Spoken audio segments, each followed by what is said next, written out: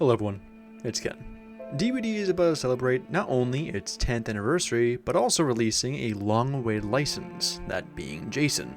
This has both myself and the community at large speculating on what we could see come the DBD in the near or far future. I want to discuss the ones that enter my mind, from ones that I think absolutely should not happen to others that are only a matter of time and a matter of convincing the right people. I want to start this video on the low end, that being what should not come to DBD no matter what. One of these is more controversial, while the other one is more out of respect. Let's get the more upbeat one out of the way. Candyman is a really well-known and respected horror series, and as some of you may know, the man who brought Candyman to life was Tony Todd. Like many actors and portrayals of characters, he is the role. He brings the character to life. And as you may know, in 2024, he died. Some people might say that Candyman would bring a really unique power to the game, and while I do agree, I still think out of respect to Tony Todd, we shouldn't bring his version of Candyman to the game. If we do get Candyman in the game, I do not think it should be one that resembles Tony Todd, or at least trying to resemble him. But while that one sounds more, let's say, respectful, the next one, I think most of you will agree, it should never come to DVD. Jeepers Creepers is a movie series that I kind of grew up with for a decent amount of my childhood. It scared the shit out of me.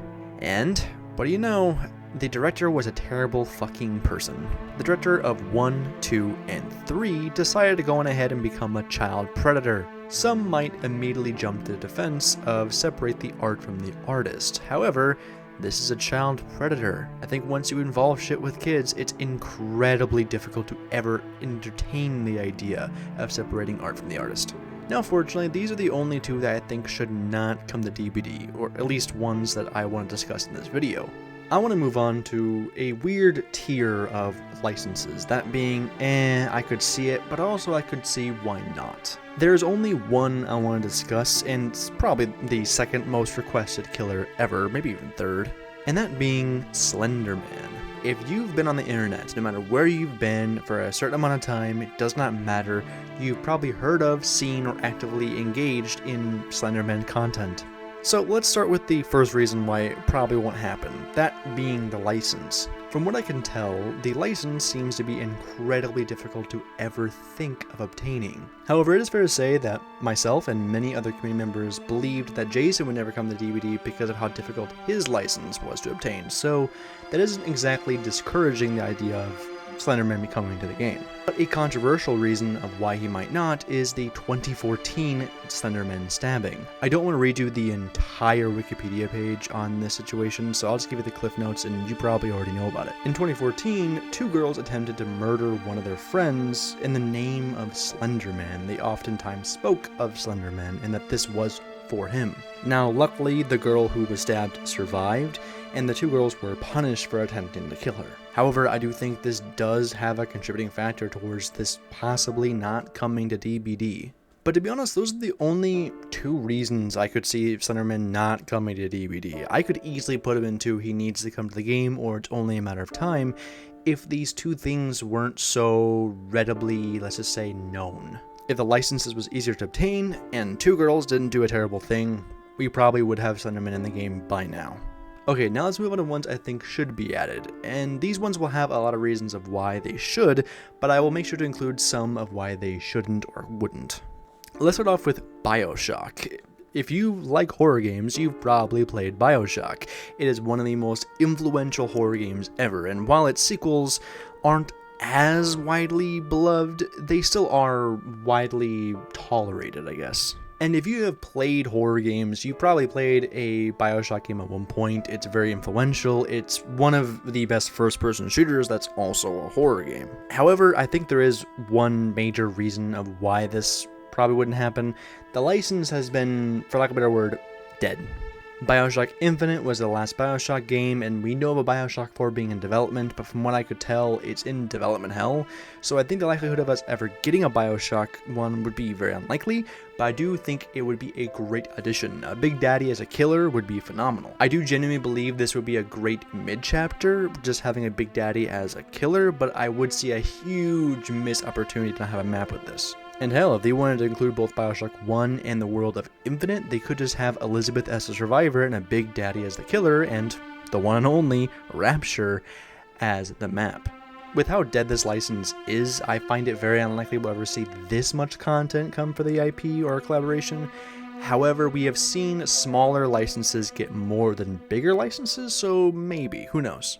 Another one I think that could happen, but might and probably won't, is Amnesia. Similar to Bioshock, Amnesia is one of the most influential horror games ever. If you have played horror games, you've probably played an Amnesia game. And I do believe that it's, yet again, a phenomenal fit for a potential license, but I don't think we'll ever get it in DVD with how inconsistent it seems with the series. By that I mean release and licenses. From what I could tell, I don't think there's ever been like a big collab with Amnesia. I could be completely wrong. For all I know, there's a fucking Fortnite skin out there. However, that doesn't mean the first major collaboration couldn't be in DBD. I just find it unlikely, mainly because they're already working on a new IP, that being Ontos, a game I'm pretty excited for. However, I do think that does affect the idea of an Amnesia IP coming to DBD. Okay, so I want to discuss one final IP, the one I find most likely to come to DVD no matter what. I'm sure you're going to be guessing what I'm going to say. If you've been looking at the teasers, the general discussion of DVD, you probably know what's coming. Of course, it's It.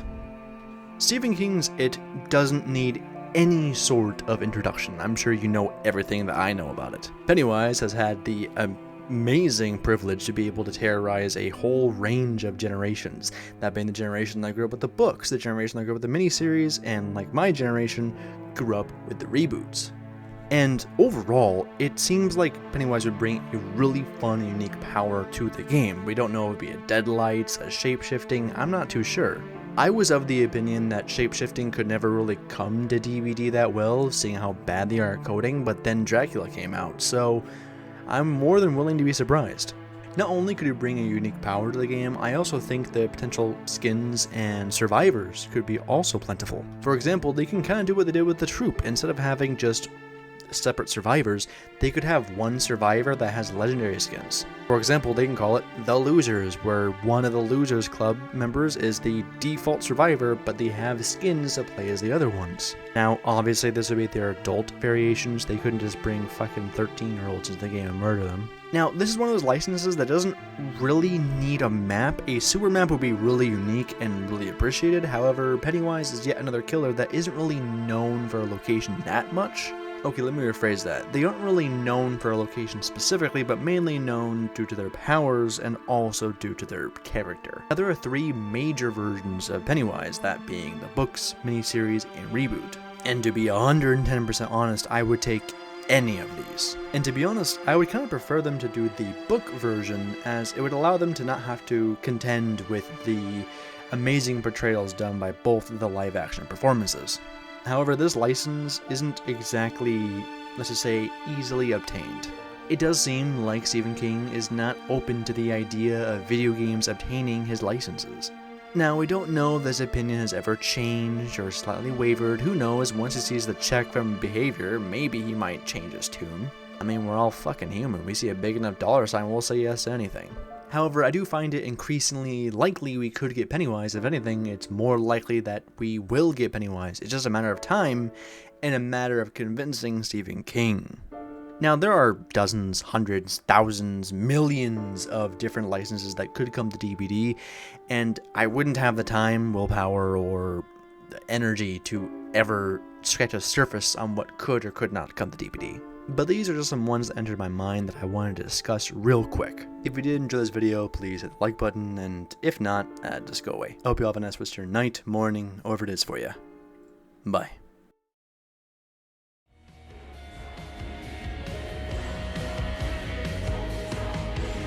Oh wait, if any of you want Jeff the Killer, no. He is the worst thing to ever touch the internet. Bye-bye now.